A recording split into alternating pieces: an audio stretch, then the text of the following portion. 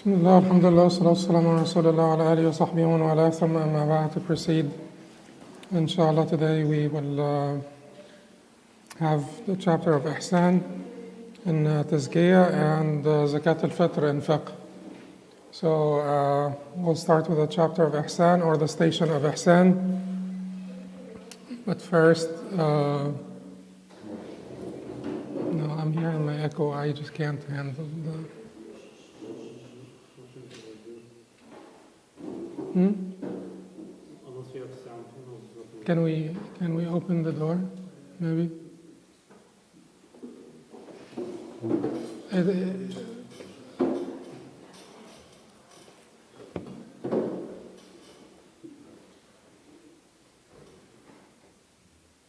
Let's see if that improves it.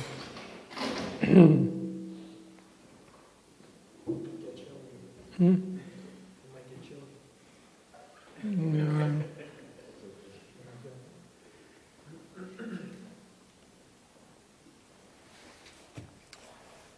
So, alhamdulillah, we are done with, we're done with 5 segments. We said Imam al-Harawi rahimahullah divided his book into 100 stations. He said that بين العبد وبين الرب 1000 مقام من الضياء والظلمة, that between man and his servant there are about 1,000 stations of light and darkness. And he said that he would summarize them into 100 because it would be too long if he embarked on describing the 1,000 stations. And the 100 stations will be sufficient for sure, because they are inclusive of the 1,000 stations. It would be sort of like more subtleties, more intricacies, but 100 stations was certainly sufficient. But he divided the 100 stations into 10 segments. And we started, the first segment was al-Bidayat, and then al-Abwab, al-Mu'amalat, al-Akhlaq, al-Usul. First segment, al-Bidayat, obviously the beginnings. Abwab, the gates. Al-Mu'amalat would be the dealings. Al-Akhlaq would be manners, and al-Usul would be foundations. And today we are starting segment number 6, from station 51 to station 50 to station 60, and that is Qism al-Awdiya, or the segment of al-Awdiya, or the valleys. The Sheikh said in the beginning of this segment, وأما قسم الأودية فهو 10 أبواب وهي الإحسان والعلم والحكمة والبصيرة. وأما قسم الأودية فهي 10 أبواب وهي الإحسان والعلم والحكمة والبصيرة والفراسة والتعظيم والإلهام والسكينة والطمأنينة والهمة. So as for the segment of the valleys, it is 10 chapters, and they are al-Ihsan, and we translate this as excellence for now, and then we will go over what it means. Al-Ilm, knowledge. Then he said al-Hikmah, which is wisdom. Al-Basira is insight. Al-Basira is like al-Basar, but the Basar of the heart, the sight of the heart, the insight. Wal-Firasa, al-Firasa, I translated it here as astuteness. It is astuteness, cleverness, shrewdness. It is the ability, discernment. It's the ability to be particularly discerning, able of telling things apart and sorting things out and predicting things correctly and figuring out people also. It's usually used in the context of figuring people out, figuring who's who, figuring people's qualities through their attitude, their posture even.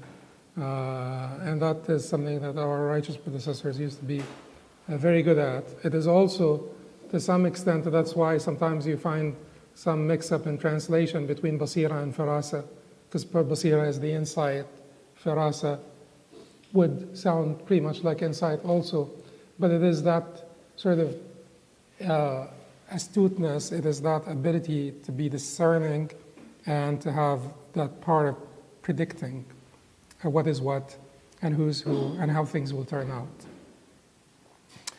Then al-ta'zeem, and that is veneration, reverence, veneration, ta'zeem. And then al-ilham, which is inspiration, as-sakina, serenity, at-tuma'anina, tranquility, and al-himma, aspiration. Himma can sometimes be translated as, could be translated as drive. Sometimes it's translated as willpower.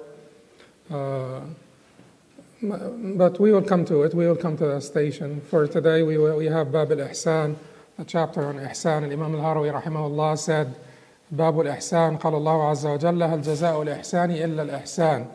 Allah Almighty said is the reward for Ihsan, which is translated here as good. Anything but Ihsan, good. And that's in Surah Ar-Rahman. So that's the beginning of the chapter. The Sheikh talked about the station of Ihsan, which is in the prophetic designation, in the prophetic terminology, in the prophetic language. Ihsan is the highest of all stations, right? Because in the hadith of Jibreel, when Jibreel came and asked the Prophet ﷺ about Islam, Iman, and Ihsan, he said, Ihsan, al-Ihsan wa an ta'bud Allah ka'annaka tarah, fa'in lam takun tarah, fa'innahu yarak. Ihsan is to worship Allah as if, or as though you see Him, and if you don't, you know that He does, or you realize that He does, or then He does.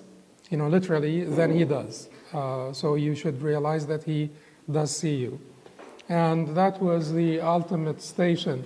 And it is an all-inclusive station.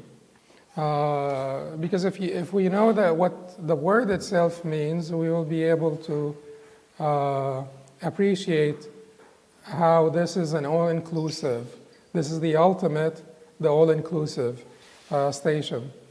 Ihsan comes from husn, right? Ihsan is basically a verbal noun. It comes from husn. Husn is what? Beauty. Al-Hasan wal-Husayn means what? Hasan wal-Husayn. Hasan, beautiful, and beautiful or good. Beautiful or good. And al-Husayn means the diminutive of al-Hasan, which is the little Hasan. So al-Hasan wal-Husayn, it's about beauty and it's about goodness. But al-Husn means beauty. Hasan qabih, beautiful, ugly. Hasan qabih. The antonym of Hasan would be qabih, and that is ugly, beautiful and ugly. So if it comes from this, then it means beauty. But it is not simply beauty. Ihsan is not beauty. Ihsan is a verbal noun from ahsana. Ahsana is a verb. It's still not transitive, but you add to it ila and it becomes transitive. So ahsana ila fulan. He showed kindness towards this person or that person. And then it becomes transitive this way. So ihsan then is a verbal noun. It means making things beautiful, or doing things beautifully, or doing beautiful things. So making things beautiful, doing things beautifully, or doing beautiful things. And that would be ihsan. But why is it, sometimes ihsan is translated as excellence, sometimes it's translated as beauty, sometimes it's translated as embellishment, sometimes it's translated as good, sometimes it's translated as kindness. Where are they all coming from?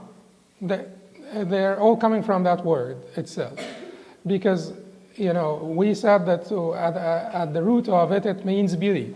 It means making things beautiful. Ihsan means making things beautiful, or doing beautiful things, or doing things beautifully. And then beauty certainly, or beautification, is the ultimate perfection, because you don't add any aesthetic enhancements to a structure until you have finished building it. You build the structure first, and then you ornament it, you adorn it, you beautify it, you embellish it, right? You don't, so foundation, all the structure, you finish everything, and then you start to beautify it. And in this sense, ihsan, or that beautification, that aesthetic enhancement is the ultimate form of perfection. You don't like, anything, a cake, a building, anything. The final touches. If you add the final touches, it means that you have done it is expected, it is presumed that you have done anything prior to that. Because now you are, paying attention to the final details, to the little details or the final touches. That is embellishment or beautification. So that is why ihsan is translated many times as perfection, because it does have to do with this, because ihsan is the ultimate perfection. But it is not just perfection. Perfection would be itqan. Itqan is perfection. إِنَّ اللَّهَ يُحِبُّ إِذَا عَمِلَ أَحَدُكُمْ عَمَلًا أَنْ يُتْقِنَهُ. Allah would love of you or likes you when you do something that you perfected. So itqan is perfection, but ihsan is a little bit more than perfection. It is, the embellishment. It is adding the final touches, the ultimate perfection. So when it comes to ihsan in your personal conduct, it is about perfection, but it is about the ultimate perfection, as we said. When it comes to ihsan in your dealings, that is in your personal conduct. So, in relation to your deeds should be perfect. If you want to be a muhsin is the one who beautifies things, or the one who does things beautifully. So if you want to be a muhsin, your deeds should be perfect. When it comes to dealings, the translation of perfection in dealings is what? Kindness. And that is why ihsan is translated as kindness. Because when you deal with people, there are three different levels. There is the level of unfairness, oppression, injustice, and there is the level of fairness. And certainly, the first is prohibited, the second is required, and then there is the level of kindness, graciousness, which is higher than what is required. It's more than what's required. That is what is recommended. That is basically the perfection in dealings, and that is what is most desirable and what is recommended by Allah subhanahu wa ta'ala.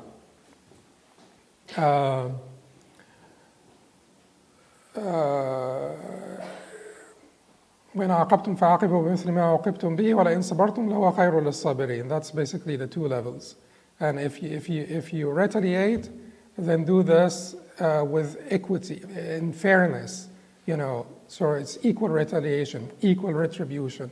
وَلَئِنْ صَبَرْتُمْ لَهُوَ خَيْرٌ لِلصَّابِرِينَ. But if you are patient, then the best outcome is for those who are patient. The best outcome is for those who are patient. And that's the perfection of the Islamic teachings. It addressed the reality realistically, but it also encouraged us and pointed out to us basically the highest level of perfection. Yes, certainly sometimes and collectively the society should always establish justice. Justice is important. But also it pointed out for us as individuals the highest level of perfection, which is kindness, graciousness, and that is certainly beyond justice.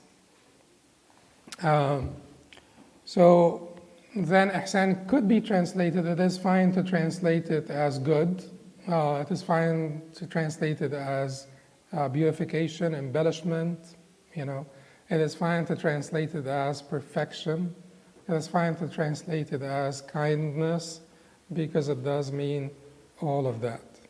It does mean all of that. Then the Sheikh said, قد ذكرنا في صدر الكتاب أن الإحسان اسم جامع نبوي يجمع أبواب الحقائق وهو أن تعبد الله كأنك تراه. We mentioned in the beginning of the book that ihsan is a prophetic, comprehensive expression that involves all the forms of truth. It is to worship Allah as if you see Him. It is to worship Allah as if you see Him. So he's saying that, as we said, it is all inclusive, and it is the highest level in the prophetic terminology and in the prophetic designation. It is the highest level, and it's all inclusive. Why is it particularly that this description of ihsan by the Prophet ﷺ, because the Prophet did not talk about all of that, the sort of the detailed linguistic explanations that we mentioned now. But why is it that the Prophet, that what the Prophet ﷺ mentioned basically summarizes in the most comprehensive and accurate way the ultimate form of ihsan, the peak of ihsan? Because after you perfected a deed and you embellish it, you beautify it, you add the final touches, everything is perfect, the true value of this deed is ultimately dependent on what? The motive and the purpose. The motive and the purpose. Otherwise, extremely good-looking deeds may be sinistrous in nature or, in their purpose. So the true value of any deed is ultimately dependent, contingent upon the motive and the purpose. And the Prophet ﷺ is telling us what makes our deeds most perfect in their motive and purpose. If you are worshiping Allah as if you see Him, then can your deeds be any better than this? Can your purpose be any greater than this? Certainly not. And that is not only when it comes to the worship of Allah subhanahu wa ta'ala in terms of ritualism, but also kindness to people is part of it. Kindness to His creations is part of that worship, part of your worship of Allah subhanahu wa ta'ala. It's not just about rituals. It is also about your dealings with people.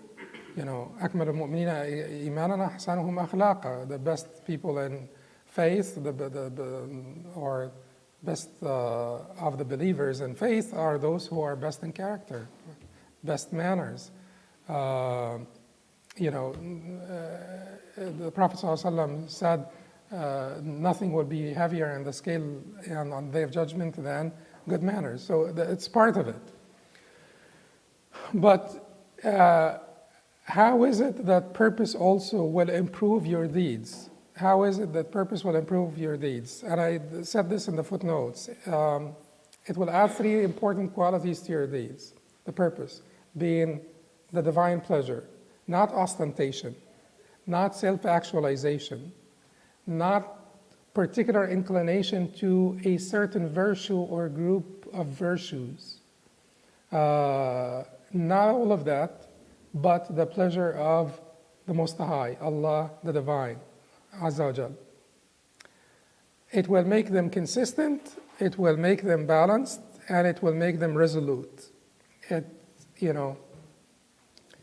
Resolute because you have basically, you're drawing on the eternal, the first and the last, al-awwal wal-akhir. You're drawing on that sort of, that energy. You're getting your energy from the eternal, the infinite. And that is why you will not burn out. If your purpose is the pleasure of Allah subhanahu wa ta'ala, it would not be imaginable for you to burn out. It would not be imaginable for you to give up. Keep in mind that this has been also proven by studies that when humanitarian activities or humanitarian activism, people of faith are the people who are the people who stay in it for the longest time, the people who stick with humanitarian activism for the longest time, because no matter what your purpose is, you could eventually burn out or give up or find no return. As human beings, we want to have some return for our investment, some return for our effort. And if your humanitarian activism is for the sake of humanity, at one point you don't get like the adequate return from humanity, right? You feel that you're being let down by human beings, even the very people that you are trying to help and that you're sort of looking out for, they may let you down. And in this case, you burn out or you give up. But if the pleasure of Allah subhanahu wa ta'ala is your purpose, do you ever get let down by Allah subhanahu wa ta'ala? Do you ever give up on Allah? Do you ever give up on that purpose of pleasing Allah subhanahu wa ta'ala the Most High? You don't. So that is why it adds that resilience to your deeds and permanency to your deeds. In addition to this, it adds consistency. Consistency in the sense that it is not just about attaining a particular virtue. It is not sort of a Platonic form of aspiration to virtue, aspiration to the Platonic forms and good beyond them and so on. But it is aspiration to please the Most High subhanahu wa ta'ala. And in this case, you will be consistent. It is not like your drive is your particular inclination towards a certain virtue. Forbearance versus courage versus generosity versus prudence, etc. No, you will be sort of even-handed, because ultimately your purpose is not, like I said, it's not ostentation. That would be the weakest, sort of the most miserable purpose to have, is to try to please the people. But it is not even self-actualization. It is not even to attain a virtue for your own self-actualization or actualization of your own potential in sort of courage, in generosity, or any particular virtue. It is for Allah subhanahu wa ta'ala. Therefore, you're not going to be missing out on any virtues. You're not going to be basically absent in any good venture. You're going to be always there for everything that is good within your capacity and within your means. Just like, remember when the Prophet ﷺ asked them, who woke up fasting today? Abu Bakr said, I did, O Messenger of Allah. Who fed a poor person? I, O Messenger. Who followed a funeral today, for a funeral procession today? And Abu Bakr said, I did. That's the type of, so he is not particularly consumed into a particular activity. I only teach. I only, do this. I only do Qiyamul Layl, or I only do sort of philanthropic work or relief work. No, he is all over the place. Wherever there is a virtue to attain, he's there to attain it. Why? Because ultimately his purpose is the pleasure of God subhanahu wa ta'ala, and all of those virtues are beloved by him. So he's not lopsided. He's not just working for one particular virtue and not the rest of them. Say consistency, permanency, and consistency. Balance is also, balance is important. Balance is important. And how is it that worshiping Allah as if you see him will give you this balance in your ihsan? Will give you this balance in your ihsan. So a Muslim reported from Shaddad ibn Aus rahimahullah radiyallahu anhu that the Prophet sallallahu alayhi wasallam said, إن الله كتب الإحسان على كل شيء فإذا قتلتم فأحسنوا القتلة وإذا ذبحتم فأحسنوا الذبحة وليحد أحدكم شفرته وليرح ذبيحته. So Allah subhanahu wa ta'ala had prescribed the ihsan, and this will look a little bit oxymoronic, but it is not. Okay, so the Prophet ﷺ said, إن الله كتب الإحسان على كل شيء. Allah had prescribed the ihsan in every matter. Allah has prescribed ihsan in every matter. And everything that you do it with perfection. Do it with beauty. Do it well. Do it well. So Allah had prescribed the ihsan in every matter. So, فَإِذَا قَتَلْتُمْ, and if you kill, so if you kill well. That's what it means. فَأَحْسِنُوا الْقِتْلَ, kill well. And if you slaughter well. وَلْيُحِدَّ أَحَدُكُمْ شَفْرَتَهُ, every one of you should sharpen his blade. وَلْيُرِحْ ذَبِيحَتَهُ, and give ease or comfort to the animal he will slaughter. To the animal he will slaughter. At the end of the day, that is what we're saying. There has to be this balance. Islam is remember when I told you before, Islam is the religion of bipolar unity, brings in the two aspects, the material and the spiritual, brings the men in harmony, and that's the beauty of Islam. Remember last time we were talking about al-Jamal wal-Jalal, Shari'at Musa, Shari'at Isa, and Shari'at Muhammad sallallahu alayhi wa sallam jami'an. The Sharia of al-Jalal, Sharia of might, the Sharia of al-Jamal, the Sharia of beauty, which was meant to complement the Shari'at al-Jalal, not separately. And that's the most important part.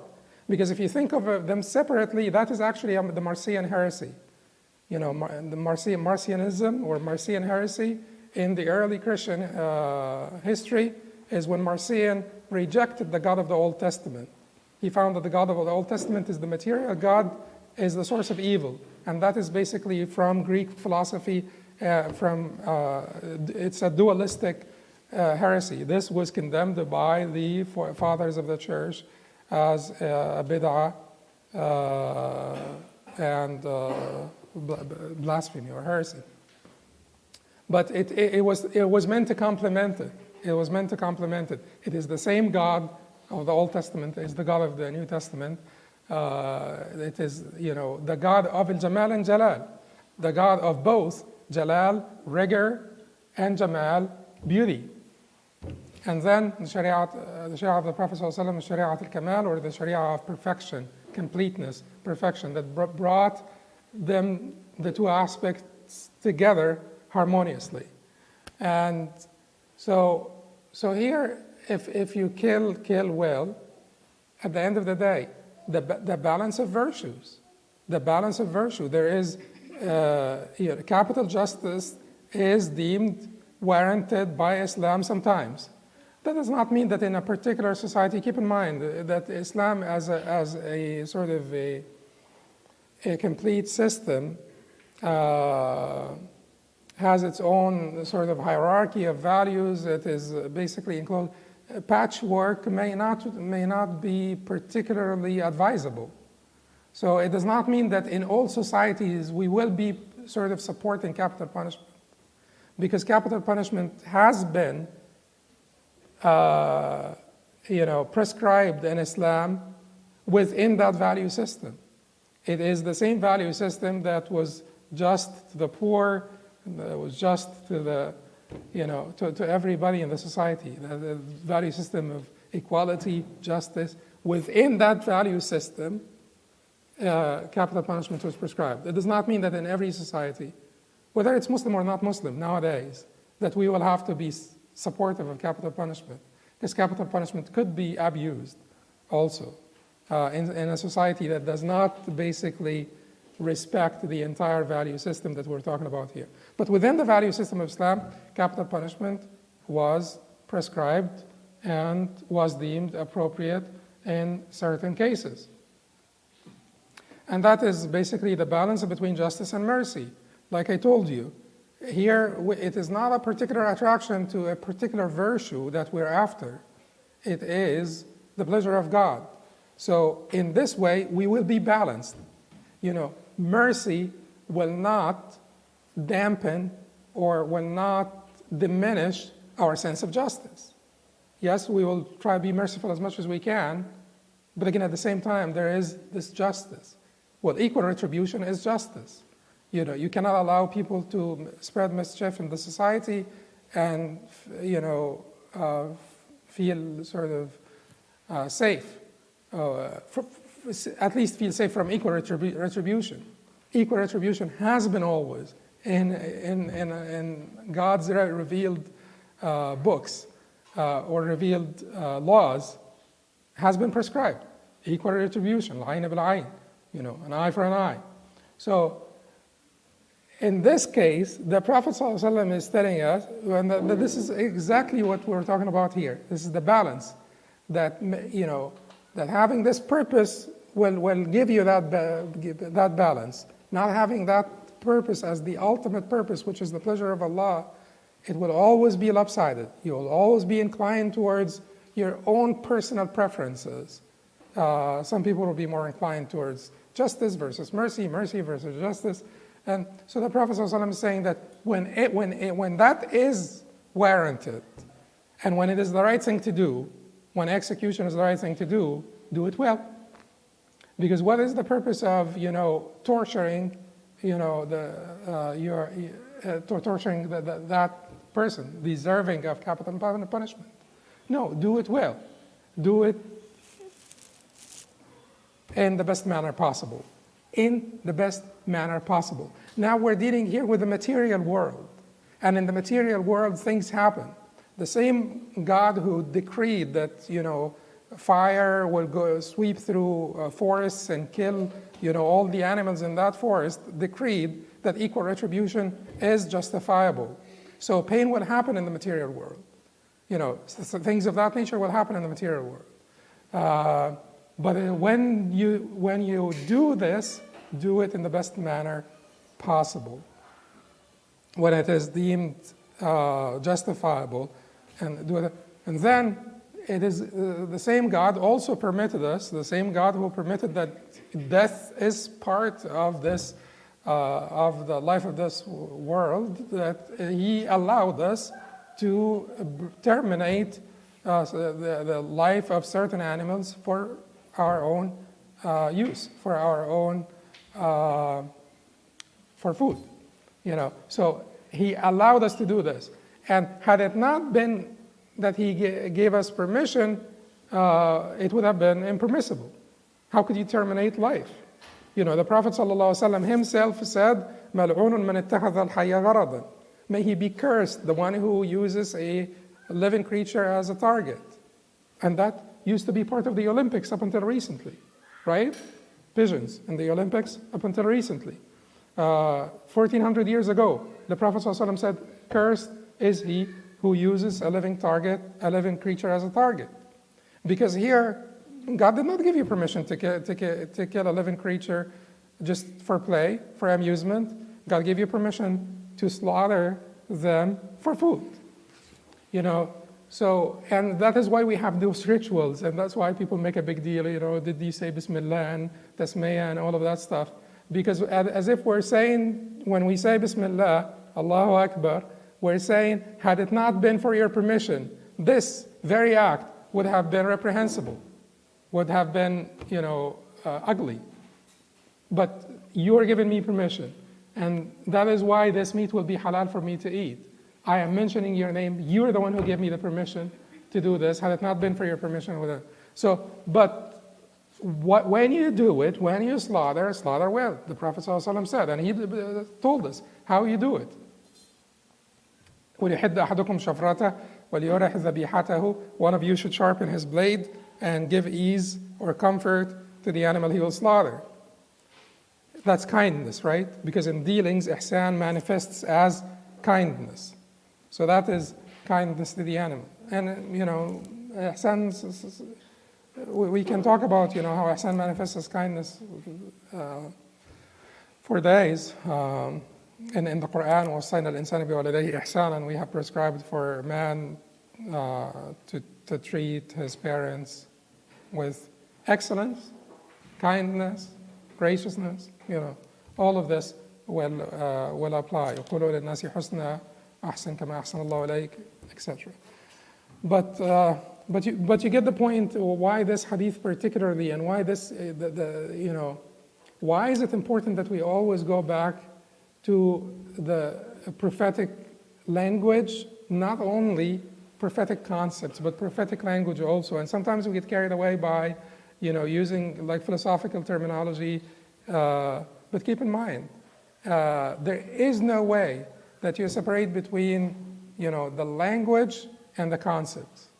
That is why adhering to the prophetic language will make you closer to the prophetic concepts. It is extremely hard. And I'm not saying that you should not use language or culture in defense of our deen. I'm just saying because we should. You speak to people in the language they understand. So, but at the same time, you should be very careful, because within the language, concepts get transmitted, and it is extremely, extremely hard. And people who understand, the people who study this, understand it very well. It is extremely hard to separate between any language and the concepts, the inherent sort of concepts in the culture and the tradition, because they are built in. But certainly you try as much as you can to express your concepts, to be very careful in expressing the divinely revealed concepts while using language that people may relate to or people may be able to understand.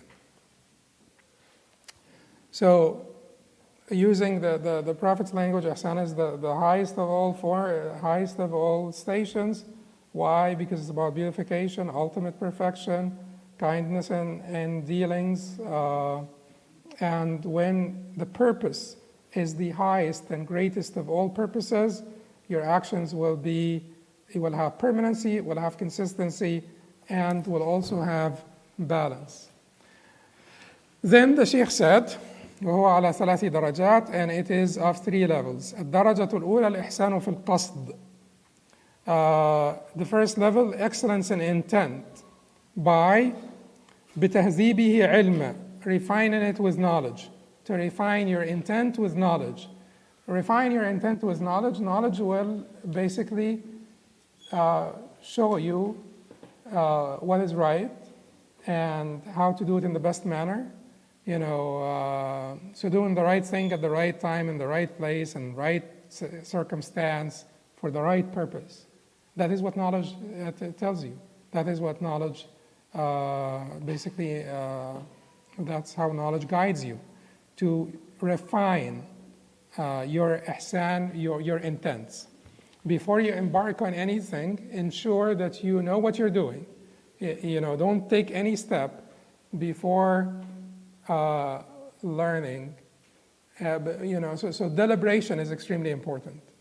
But part of ihsan, an important part of ihsan, because some people may think that ihsan is basically about sort of amplification of anything. You amplify sort of anything. Courage amplified as ihsan. Forbearance amplified. Patience amplified as ihsan. It is not. Keep in mind, it is not. It is actually about tawassut. It is, and oftentimes it is about hitting the golden mean, and that's using philosophical terminology also. Hitting the golden mean. But that is very acceptable to use philosophical terminology here because it's completely consistent with Islam. وَكَذَلِكَ جَعَلْنَاكُمْ أُمَّةً وَسَطًا. Thus we have made you a nation that is wasat. Wasat means what? Moderate. But wasat means the middle, the golden mean. In the middle, between the extremes. When Herakl asked Abu Sufyan about the Prophet ﷺ, about the nasab of the Prophet ﷺ, the lineage or the pedigree of the Prophet ﷺ, what did Abu Sufyan say? قال محضا من أوسطنا نسبا. محضا من أوسطنا نسبا. So he's pure, his nasab is pure, he is from, the middle. His pedigree is from the middle. Middle here means what? Like he was in the middle between the high, the Prophet ﷺ was sort of had like a lineage that belonged to the middle of the ladder, sort of classes within Quraysh. Is that what it means? No, it means the top. How come the middle means the top? Yes, they used wasat, that's a recognition also. Razi rahimahullah did a good job at explaining this in his tafsir. They used the wasat to refer to that which is best. And they will give you examples. They will tell you that a king is usually surrounded by his entourage from all sides. So the wasat here is the king is in the middle. They'll tell you that a qilada would have the main jewel of the qilada or the necklace would be in the middle, right?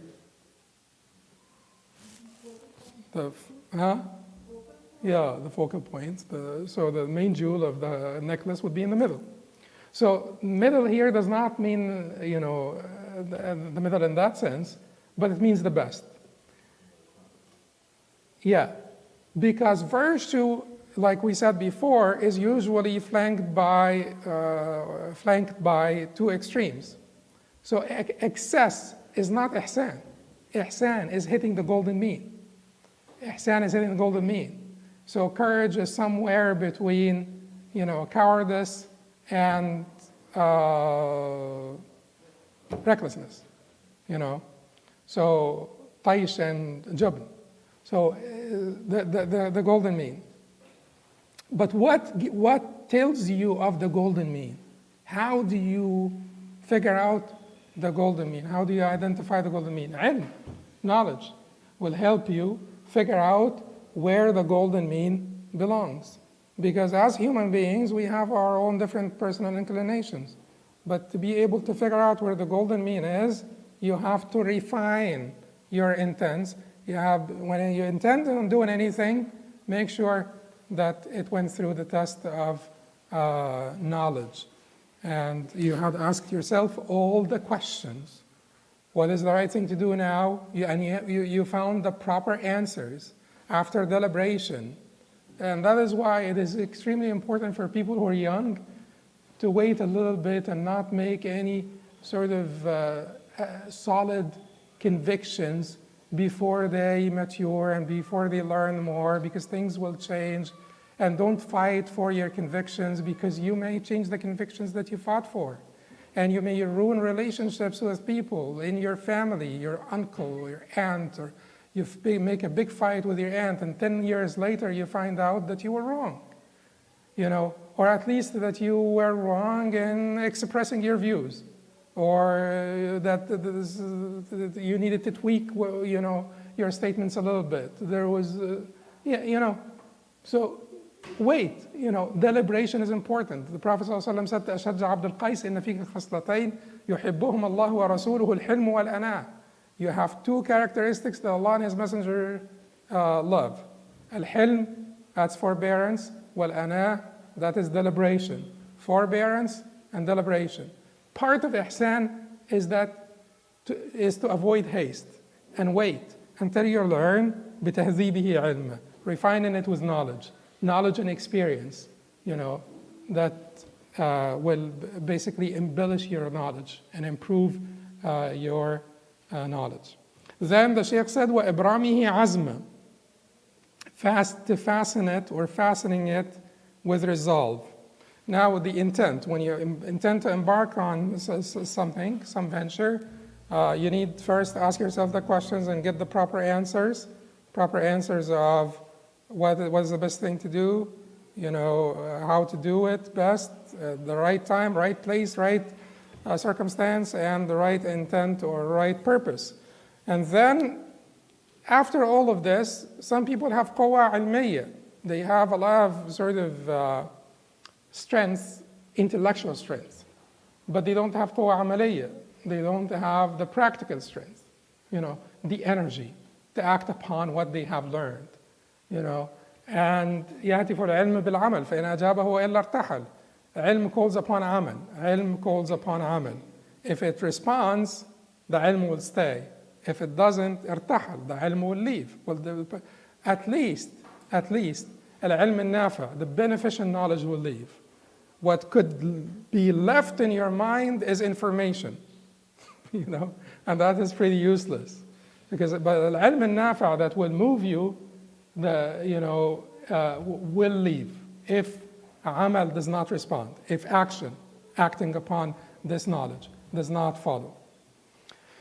So وَإِبْرَامِهِ عَزْمَ fastening it with resolve, and then وَتَصْفِيَتِهِ حَالَ purifying its accompanying states, to purify its accompanying states.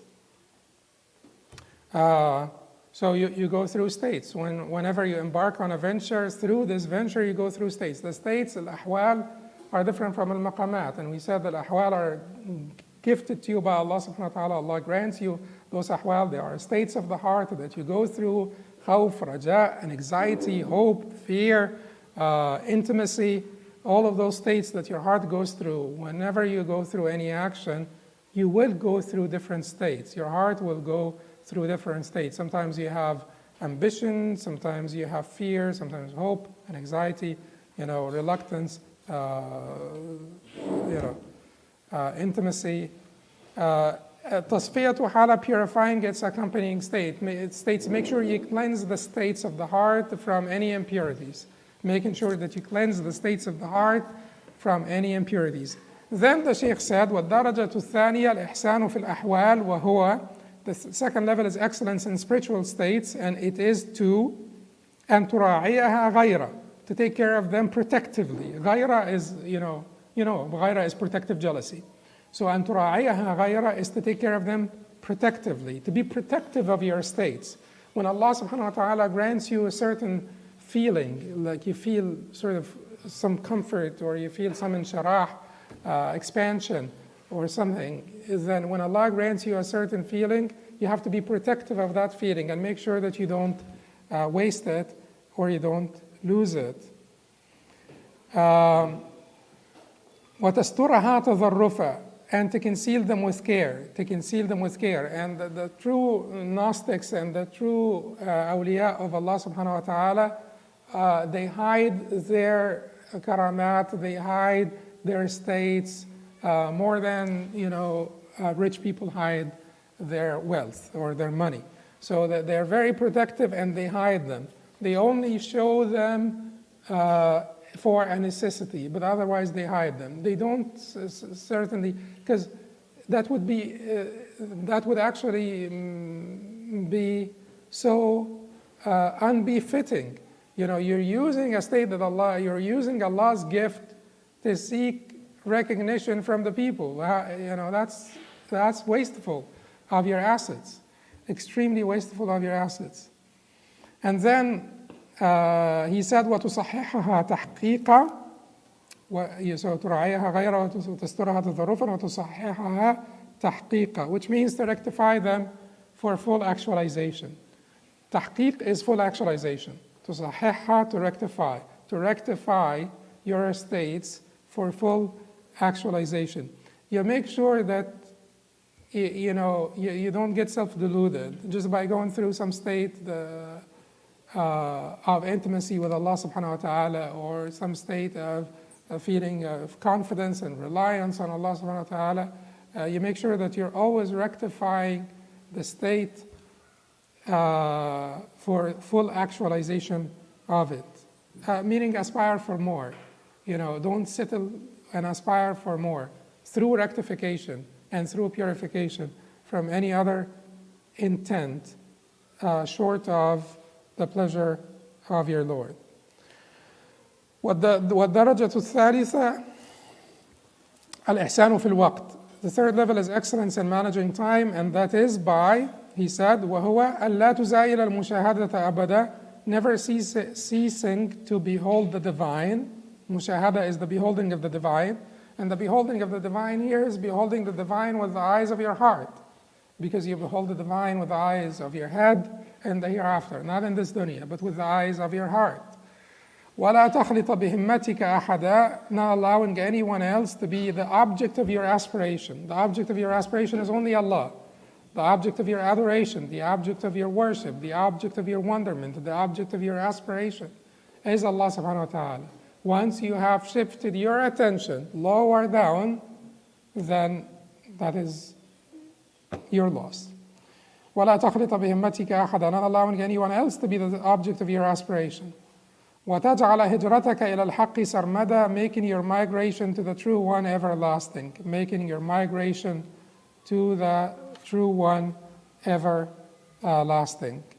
And the Sheikh did not particularly, he did not use fana terminology here like he used, certainly he is using, but in the third phase he usually uses more fana terminology than he did in this particular station. Certainly, this is the best and greatest of all stations. Certainly, we did not do justice to the station now, but you could read on it also in Jami' al-Ulum al-Hikam, the Compendium of Knowledge and Wisdom by Ibn Rajab rahimahullah, in his commentary on the hadith of Jibreel alayhi as-salam. When Jibreel asked the Prophet sallallahu alaihi wasallam about Islam, Iman, and Ihsan. قل قولي هذا واستغفر الله لي ولكم سبحانك اللهم وبحمدك اشهد ان لا اله الا انت استغفرك واتوب اليك.